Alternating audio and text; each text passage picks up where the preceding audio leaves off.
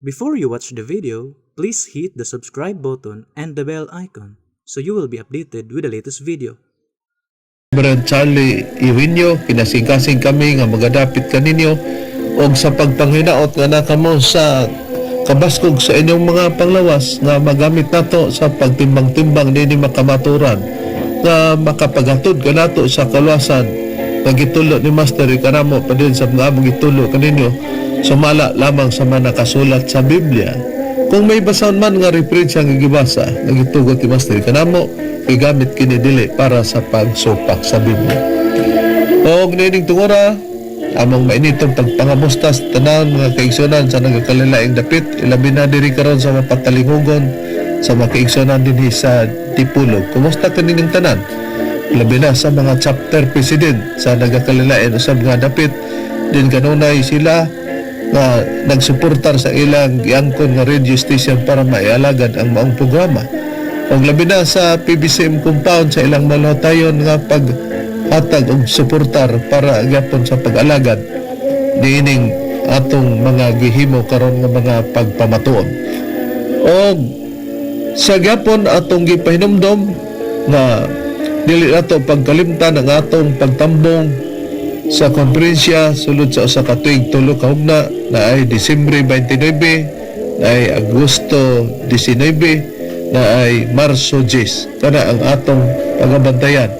O tuod man dilisab nato kalimtan para sa Palace Renovation, Reconstruction, ang atong paghatag nga binulan atong mga naa sa sulod sa pag-alagad nga mahugtanon sa pagtuman sa gigasabutan sa sulod sa pagtulod ang PBC. Og amo sabdi ay nga gipangmusta si Atty. Samuel Anado. Kumusta, Atty.? Kuman sa imong mga pamilya diya o mga anak o sa mga kaparintihan usab. O ang brother Jerry Idkila diri dapit sa Tugulan, Misamis Oriental. Kumusta nimo, brother, sa imong pagsunod? O kang Faustino Palapa diri sa Lingating, Baungon, Bukidnon. Karon magapaila pa ang kauban pang ebanghelista o ministro. Kumusta? Og maayong pagpaminaw usab sa gihapon kini ang inyong igsoon ebanghelista, Brother Juan Ronilo Mangalos. May usa nga makiguban kaninyo nining atong programa. Ingon ini kita nga oras sa inyong pagpatalinghog. Dinhi nining maong sibihan sa RM Index DR Dipolog, matag adlaw kita nga Domingo, alas 12 ngadto sa alauna ang takna sa kahaponon.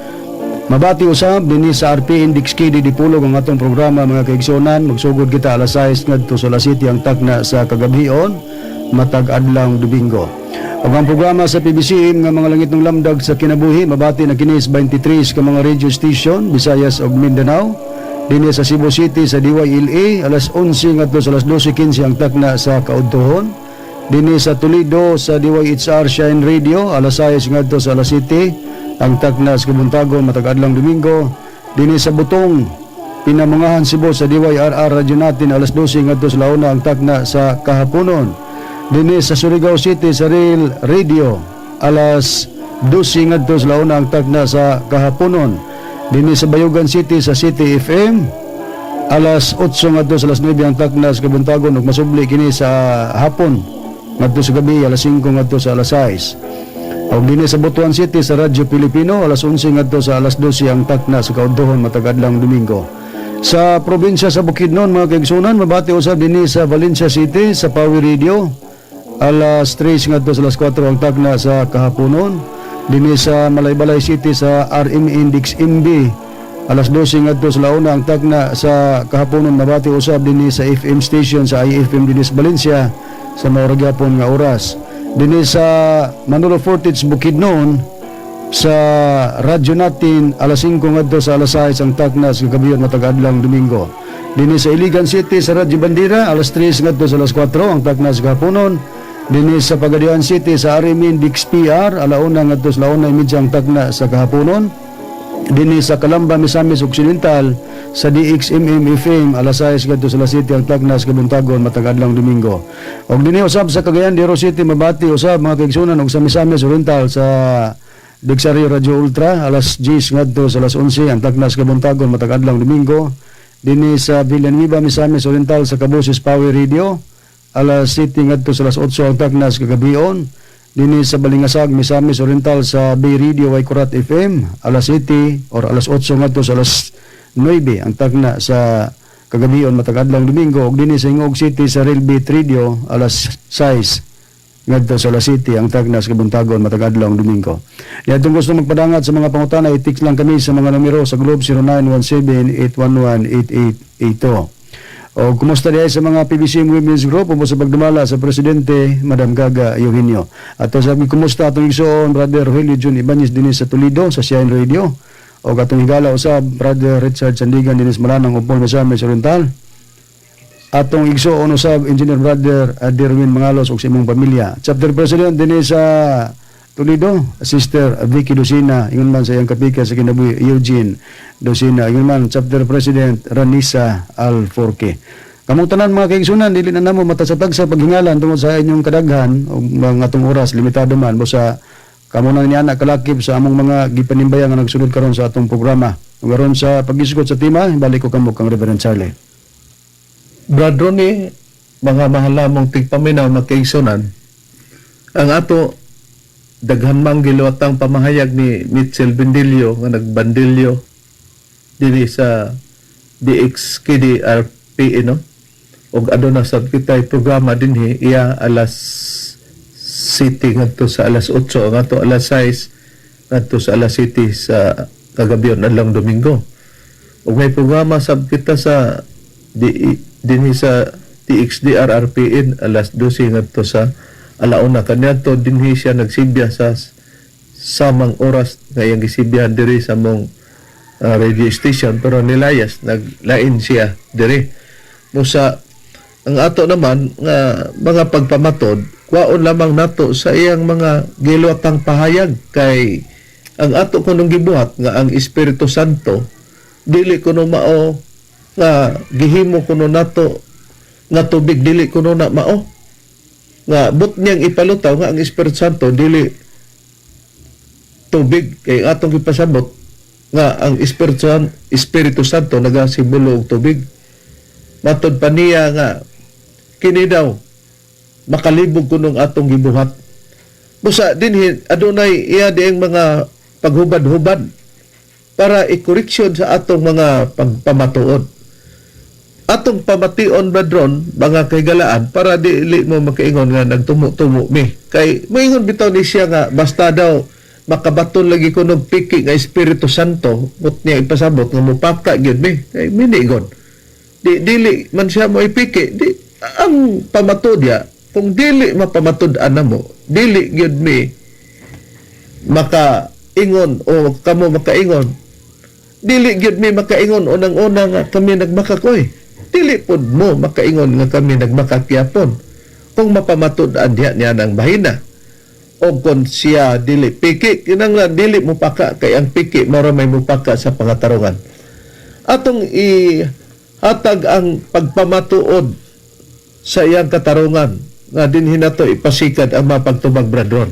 Okay Reb, atong pabinawan ang tingog ni Mitchell Bendilio yung pastor sa Sabadista nga nagbandilyo sa iyang mga pangatake o pagkoreksyon, mga pagkorehir sa atong mga pagsangyaw. Niya, atong ipabati kay dinita magpasikad sa atong mga pagtubag. Nabulisot na dyan. Di ato na bigano itong versikulos Biblia. Ingat tayo sa atong sigarahan kining, atong ipabor nila kining, Adventist Bible atong basahan ni Sibida Adventist Bible pinadayag 22:17 atong tagaan pagtagad kay mao kuno na ipainom ng Espiritu Santo atong basahan 22:17 ang Espiritu ng pangasaunon nagaingon umarika og siya nga nagapatalin og paingna umarika og ang giuhaw pariha ang may tinguha paingna sa walay bayad nga tubig nga nagahatag sa kinabuhi. Kinsa ni ay ang nag-ingon na palimon sa tubig ang Espiritu Santo o ang pangasaunon o ang Espiritu Santo Igsoon. Kaya Espiritu Santo mga ato, gamit sila ang pulong sa Diyos Biblia ka na ato masasok ang pulong sa Diyos Biblia ang Espiritu Santo mga na naingon kahim na ato tagaan na wala ka diba o grammar pagyot ato masahon 22:17 Mingon ang Espiritu Santo ug ang babae nga kasulunon dali. Kung ang tanan nga naminaw, moingon usab nga, dali. Si bisan kinsa nga giuhaw o gustong minom, muduol o mudawat sa tubig, nga naghatag o kinabuhi, wala kini bayad. Okay. Kinsa nag-ingon nga dali? Kinsa nag-ingon? Ang Espiritu Santo o ang pangasaw? O nun? Unya, kay natod nila ang Espiritu Santo, maumanday na ang tubig nila. Yung ta ng bersikulo na, ang mingon ang Espiritu Santo o pangasaw o nun? Inako. Ang kaluoy ko nila, tubluan tag Espiritu Santong pigit. Ang Espiritu Santo mo hinihingon. Ang Espiritu Santo mo hinihingon. Unang Juan 5:6 ang dama na doon. At ano mo? Sunod. Ato basahan ang unang Juan 5:6 mga kaisunan. Sa Biblia na yung tubig. Ato basahan. Ang mianhi mao si Kristo na ilhan ang iyang pag-anhi pinaagi sa tubig sa pagbunyag kaniya ug sa dugo sa pagkamatay niya ug dili sa tubig lamang kundi sa tubig ug sa dugo. Ang Espiritu mismo misaksi nga matuod kini kaya ang Espiritu kamatuoran man. Okay.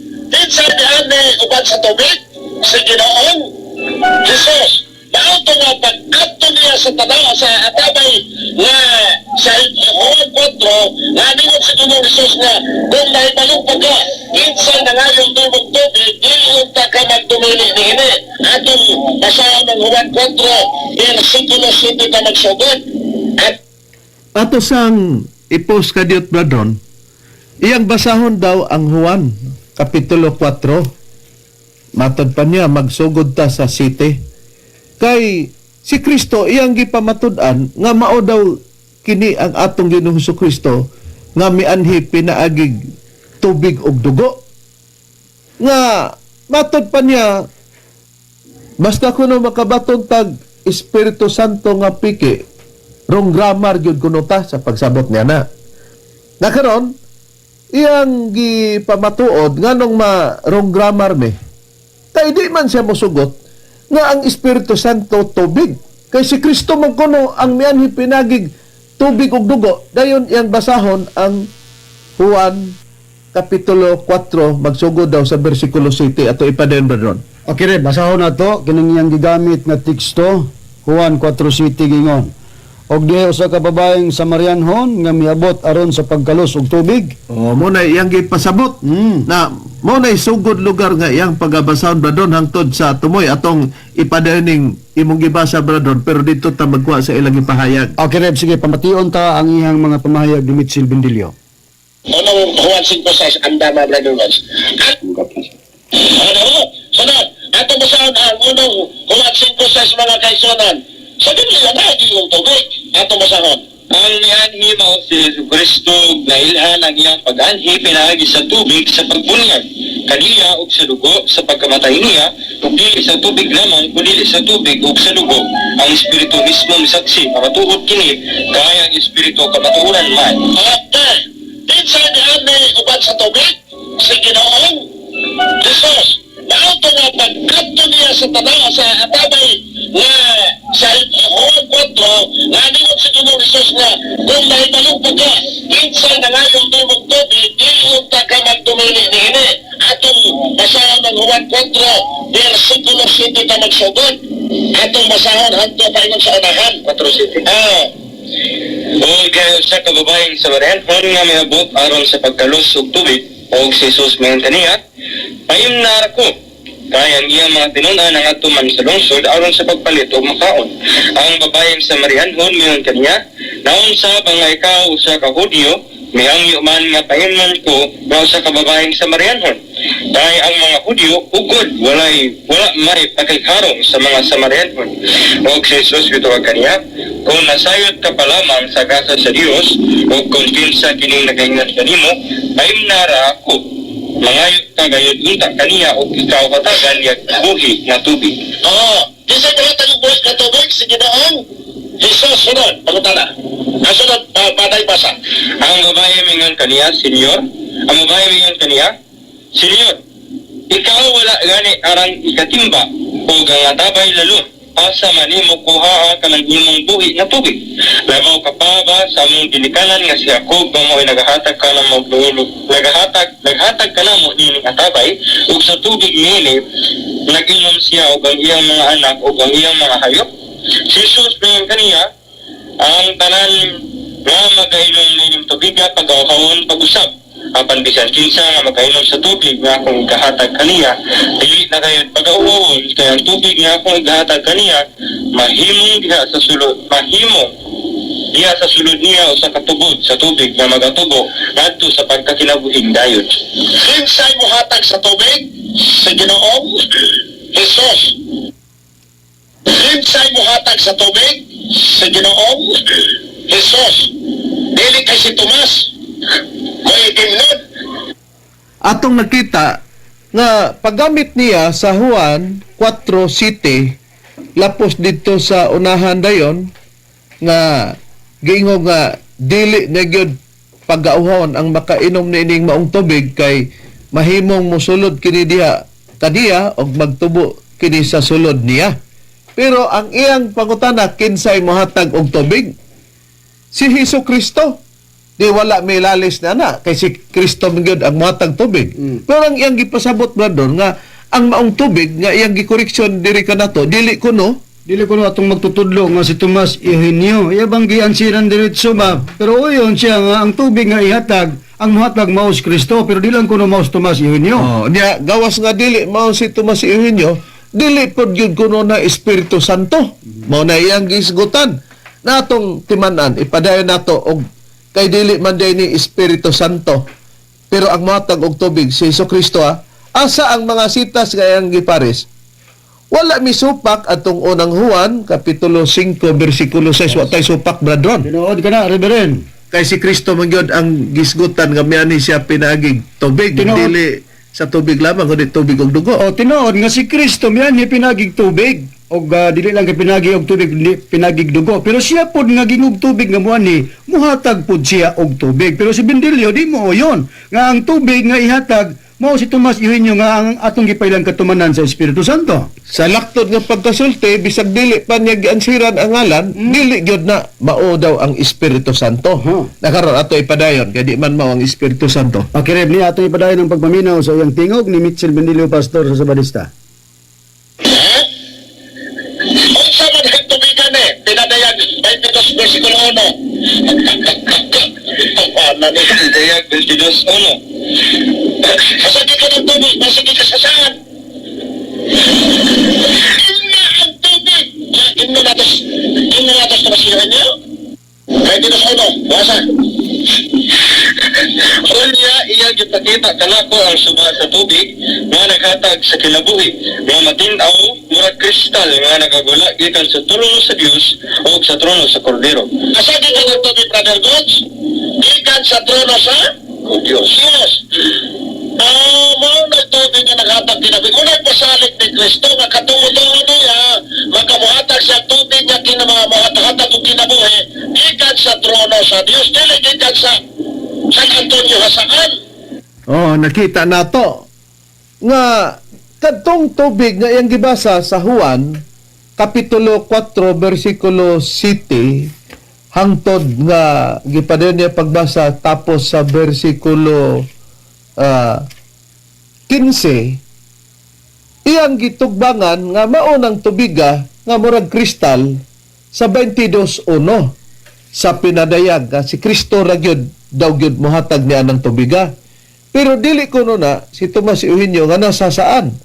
Og labing dili pod daw na Espiritu Santo kay kanang Espiritu Santo nga giingon daw kuno namog tubig. Kami ray naghimo-himo.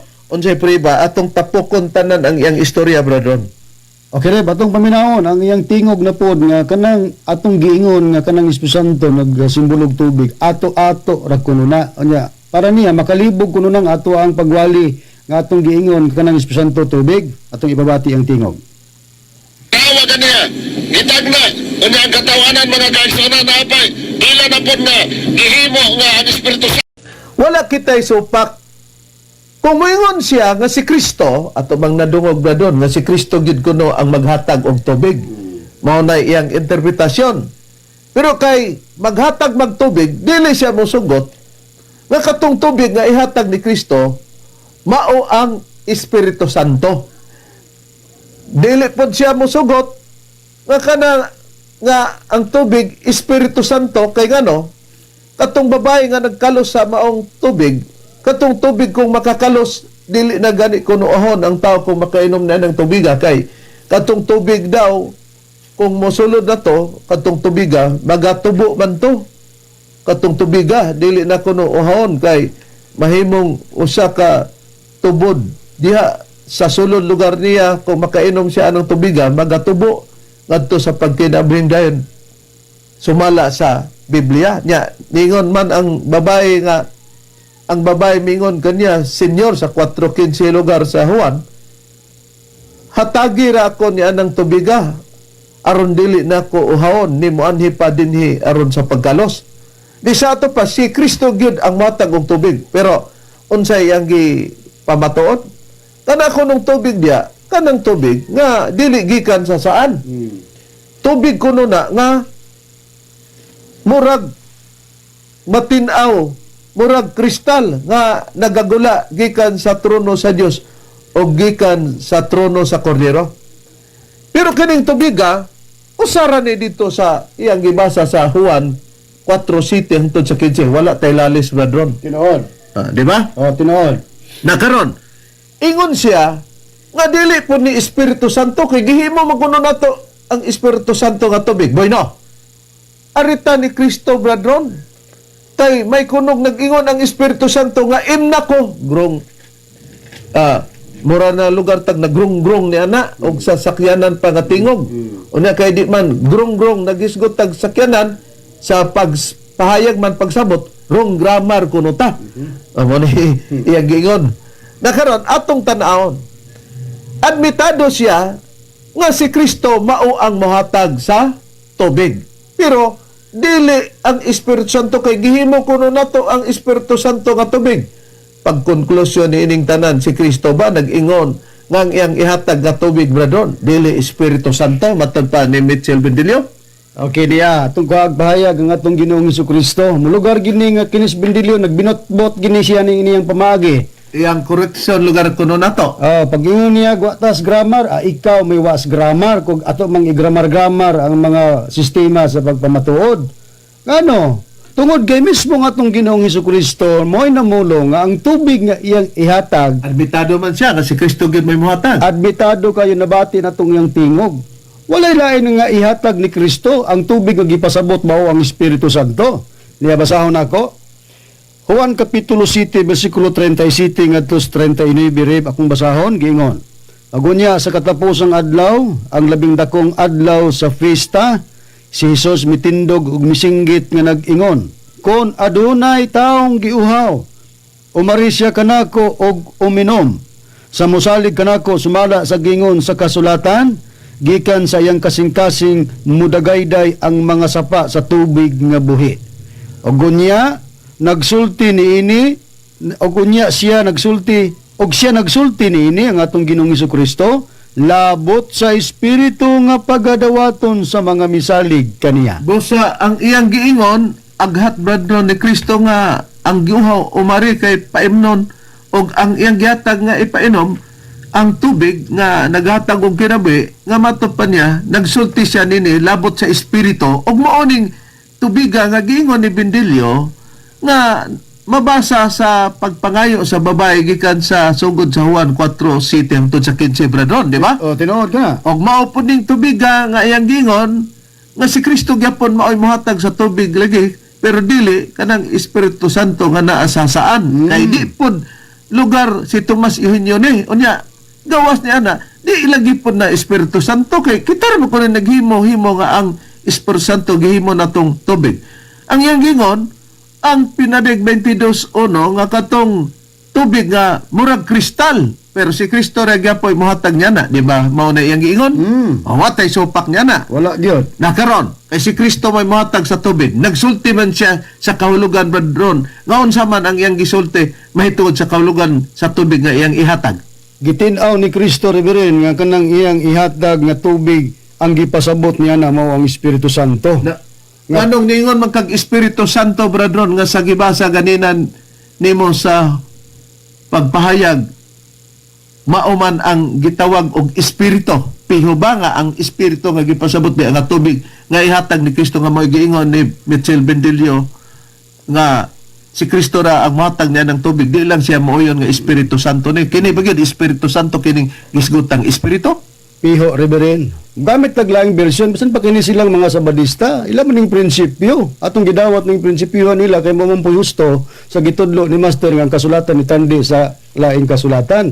Na ilang libro nagpamatuod nga gitawag Steps to Christ, ang dalan payon kang Kristo sa pahina 123 sa maong hulat gingon, scriptures must be compared with scriptures. There must be careful research and prayerful reflection. Ang kasulatan ni Tandi sila ang kasulatan. Busa sa pagpruiba nato Reb, nga kining espiritu nga gipasabot ni Kristo nga dawaton nga matud pa niya mauni ang tubig nga iyang igahatag. Espiritu Santo gid ang gipasabot niya. Sa Biblia nga ang pulong sa Dios nako pagabasahon ng pruiba Reb, dinhi ra gyapon sa Juan City nga kapitulo sa bersikulo 37 ngadto sa 39 gingon. Unya miabot ang katapusan nga adlaw sa kasaulugan. Mao kini ang labing mahinungdanong adlaw sa kasaulugan. Nining adlaw mitindog si Hesus og misulti og kusog. Si bisan kinsa nga giuhaw muduol kanako og muinom kay sumala sa kasulatan.